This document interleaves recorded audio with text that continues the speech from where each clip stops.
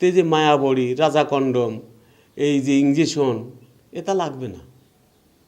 কারণ করেন আপনি আর আপনার বউ, আর দোষ দেন আল্লাহর, যে গো আমার মেয়ে আদেশ গো, ওগো আল্লাহ আমার ছেলে আদেশে। একটি গান আট অন্তরার গান, আর এই গানটা হচ্ছে 40 হরফের বর্ণনা দেয়া গান। তো এই 40 হরফের বর্ণনা দেয়া গান, এই গান শেখ সাদিক উনিও লিখেছেন, উদিবাড়ি মনসুর শাহ উনিও লিখেছেন, আমার দরবেশ লালন শাহ উনিও লিখেছেন।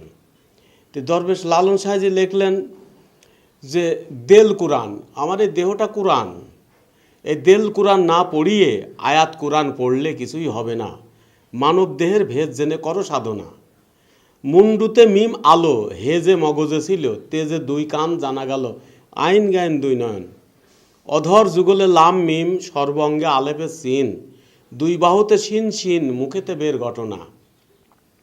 লাম আলিপ নাসিকা খানি, সিয়াতে 2 কণ্ঠ জানি, জিমে হয় জেকেরের ধ্বনি, হেতে হাড়ের ঘটনা।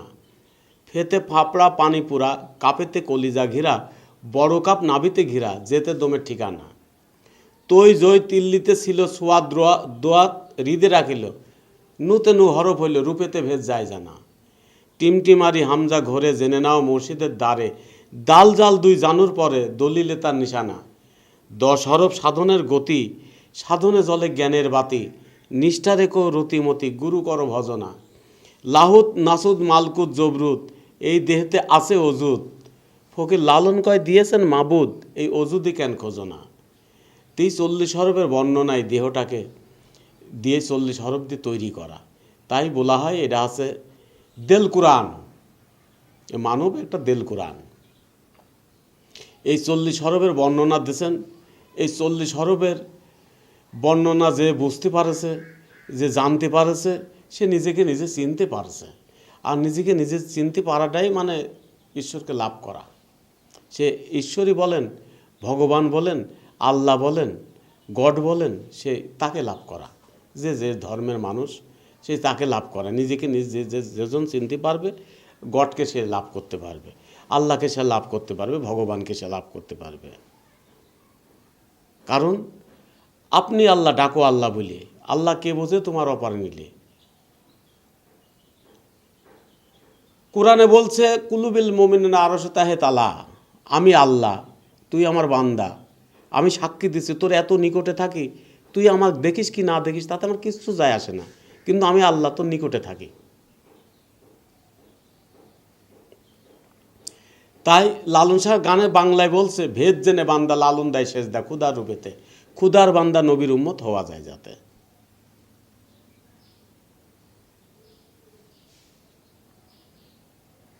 একবার আপনারে চিনতে পারলে যাবে অচিনারে চিনা, ও যার আপন খবর আপনার হয় না।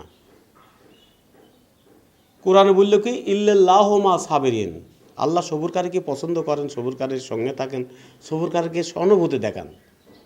আমার দরবেশ লালন সাহেজি বাংলা ভাষায় কি বললেন, একবার সবুরের দেশে বয়নারে দম কষে, উঠিস নারে ভেসে পেয়ে যন্ত্রণা। তো এই জন্যে লালন শাহর গান বলা হয় না। যারা ময়মুরব্বীরা তাদের মুখে শুনছে কালাম, কালাম এই কারণের জন্য বলা হয় বাবা, যে কোরআনের আয়াতের সঙ্গে এই গানের মিল আছে, এই গানের সম্পর্ক আছে, তাই তাকে কালাম বলা হয়, এই কারণের জন্য কালাম বলা হয়।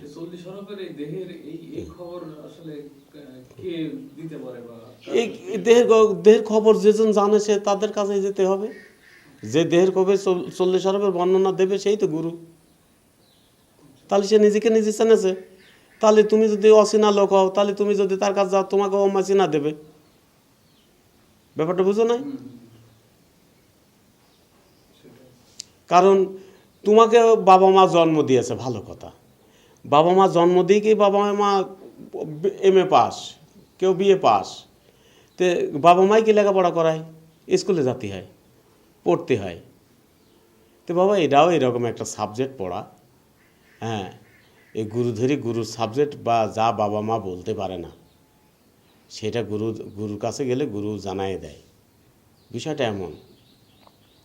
আমার এই বিশ্ব মানবতায় লালন সাহেজি কেন পারদর্শী হয়েছেন, এই কারণে পারদর্শী হয়েছেন যে দেখেন তার ধর্মকর্ম যদি আপনি সঠিকভাবে করেন, তো এই যে মায়াবড়ি, রাজা কন্ডম, এই যে ইঞ্জেকশন, এটা লাগবে না। কারণ করেন আপনি আর আপনার বউ, আর দোষ দেন আল্লাহর, যে গো আমার মেয়ে আদেশ গো, ওগো আল্লাহ আমার ছেলে আদেশে। তা আল্লাহ কি কয়েছে যে তোরা স্বামী স্ত্রী ওইটা ওই কাম করগা? কয় নাকি? আল্লাহ কয়? বলো দেখি, নগদে বসে বলো আল্লাহ কয়? তাহলে কামড় ওঠেস তোরা মিটাচ্ছিস। তাহলে কোন পোহরে কোন লগ্নে করলে ছাওয়াল হয় আর কোন লগ্নে করলে মিয়া হয়, এটা তো তুই জানিস নি। অন্ধকারে করি, আল্লাহর দোষ দিস, আল্লাহ দেশে। ও কাম করো তোমরা আর আল্লাহ দাও দোষ। আল্লাহ কয়েছে যে ওই কাম করগা, চাল পাল জন্মাগা। তো বিষয়টা এমন বাবা, আধ্যাত্মিকতার বিষয়টাই এমন কিছু।